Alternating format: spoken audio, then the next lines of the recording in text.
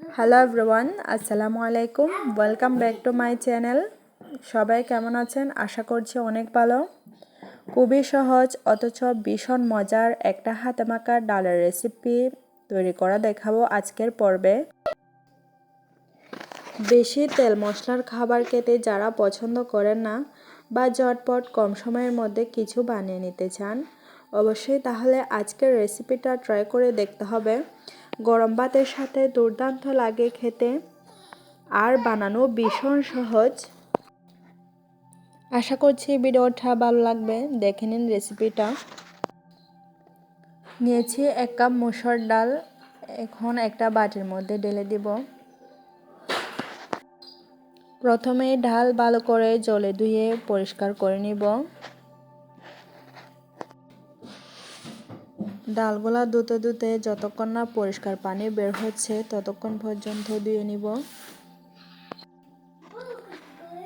এখন আরেকটা বোলের মধ্যে ধুয়ে রাখা ডালগুলা নিয়ে নিচ্ছি। ছোট সাইজের 2টা আলু একটু লম্বা স্লাইস করে কেটে নিয়েছি। দিয়ে দিলাম 1/2 কাপ পেঁয়াজের কলি, 1/2 কাপ টমেটো কুচি, একটা বড় সাইজের পেঁয়াজ কুচি। দিয়ে দিচ্ছি মাঝখান থেকে ছিঁড়ে তেজপাতা আর এলাচ।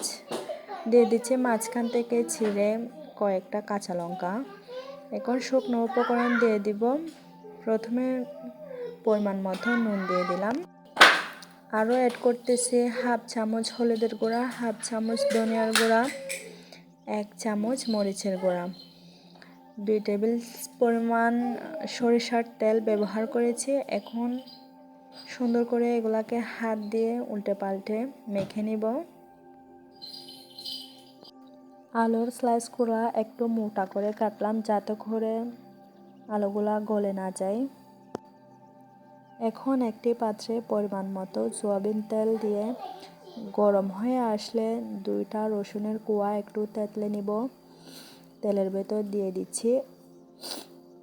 তারপর 4-5টার মতো শুকনো লঙ্কা মাঝখান থেকে ভেঙে দিচ্ছি যাতে করে তেলগুলা ছিটে না আসে।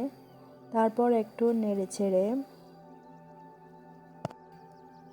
ভাজা হয়ে আসলে মেখে রাখা উপকরণগুলা দিয়ে দিচ্ছি। তারপর মিডিয়াম আঁচে হাতে ধরা 2 মিনিট সময় নিয়ে ভাজতে হবে। ভাজা হয়ে আসলে এখন আমি পানি অ্যাড করে দিব। আপনারা পরিমাণ বুঝে দিবেন। এখানে আমি 5 কাপের মতো পানি অ্যাড করতেছি।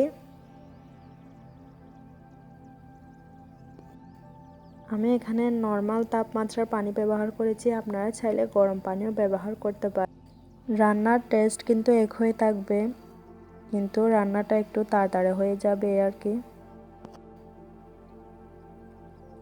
তারপর ডালগুলাকে একটু ঢাকনা দিয়ে 4-5 মিনিট সিদ্ধ করেছিলাম। ঢাকা খুলে এখন দেখেন একটা খুন্তির সাহায্যে নেড়ে ছেড়ে মাঝখান থেকে 2 ভাঙ্গা করে দিচ্ছি। তারপর আরও 7-8 মিনিট সিদ্ধ করার পর প্রায় হয়ে এসেছে। এখন আমি একটা সিদ্ধ ডিম মাঝখান থেকে চিড়ে দিয়ে দিচ্ছি। আপনারা চাইলে স্কিপ করতে পারেন, এটা দিলে কিন্তু টেস্টটা অন্যরকম হবে। তো আমার রান্না করা প্রায় শেষ। এখন আমি ধনিয়া পাতা অ্যাড করে দিচ্ছি। তো এখন পরিবেশন করে দেখাচ্ছি ডালটা কেমন হয়েছে।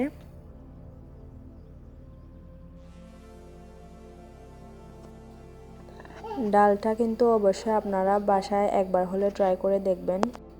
তারপর আপনারা বুঝবেন এই ডাল বোনাটা কতটা মজার এবং সুস্বাদু। গরম ভাতের সাথে কিন্তু দুর্দান্ত লাগে খেতে। কম সময়ের মধ্যে ঝটপট করে বানিয়ে নেওয়া যায় এই ডাল বোনার রেসিপি।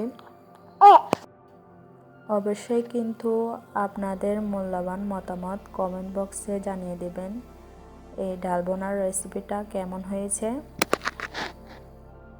আর আজকের মতো বিদায় নিচ্ছি। যদি ভিডিওটা ভালো লেগে থাকে লাইক কমেন্ট করে চ্যানেলটাকে সাবস্ক্রাইব করে দিবেন। পাশে থাকা বেল আইকনটা প্রেস করে দিবেন যাতে করে আমার ভিডিওটা আপনাদের কাছে সহজে পৌঁছে যায়।